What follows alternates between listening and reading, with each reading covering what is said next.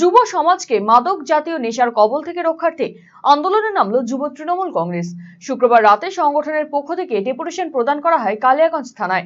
কালিয়াগঞ্জ শহরে যুব সমাজের মধ্যে নেশার প্রবণতা বেড়ে চলেছে বলে অভিযোগ যুব তৃণমূল নেতৃত্বের। পাশাপাশি শহরে পুলিশি নজরদারির দাবি তুলেছেন তারা। শহর যুব তৃণমূল কংগ্রেস সভাপতি রাজা ঘোষ সহ অন্যান্য নেতৃত্ব এদিনের কর্মসূচিতে উপস্থিত ছিলেন। শহর তৃণমূল যুব কংগ্রেসের পক্ষ থেকে আমাদের 3টে আবেদন ছিল। আমরা লিখিতভাবে অভিযোগ আজ কালিয়াগঞ্জ থানার আইসি সাহেবকে আমরা দিলাম।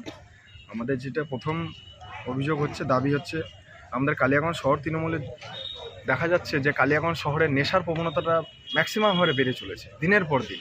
এতে ছাত্র সমাজ, আমাদের যুব সমাজ আগামী দিনে ধ্বংসের পথে যাচ্ছে।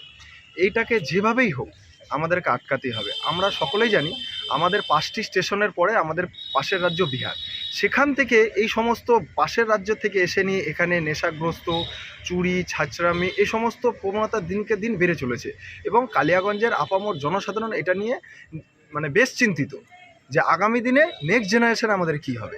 এটাকে পুলিশকে আমরা আবেদন জানালাম কড়া হাতে, দল মত নির্বিশেষে কড়া হাতে দমন করার জন্য আমরা আবেদন জানালাম।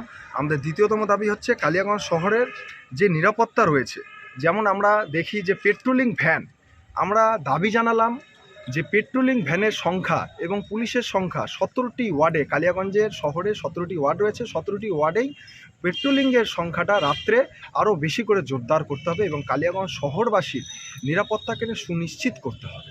এটা আমাদের বুলেট মডেল আছে, স্ট্যান্ডার্ড ব্ল্যাক। এটা আমাদের 1901 থেকে শুরু হয়েছিল, রিলঞ্চিং হয়েছিল 1932 সালে। তারপর থেকে এখনও পর্যন্ত সেম সিস্টেমে আসছে। কিছু কিছু সিস্টেম আছে যেটা চেঞ্জ হয়েছে। অ্যানালগ মিটারের সাথে ডিজিটাল মিটারটা অ্যাড করা হয়েছে, চার্জিং, ফাস্ট চার্জিং পয়েন্ট দেওয়া হয়েছে, ডুয়েল চ্যানেল ডিস রয়েছে। এটা এখন স্পোকেই আসছে, প্লাস সিঙ্গেল সিটে এটা চলে আসছে। এখন মডেল অ্যাভেলেবেল রয়েছে, শুধু মডেল বলাটা ভুল, সব রকমের কালার এবং মডেল কিন্তু অ্যাভেলেবেল রয়েছে।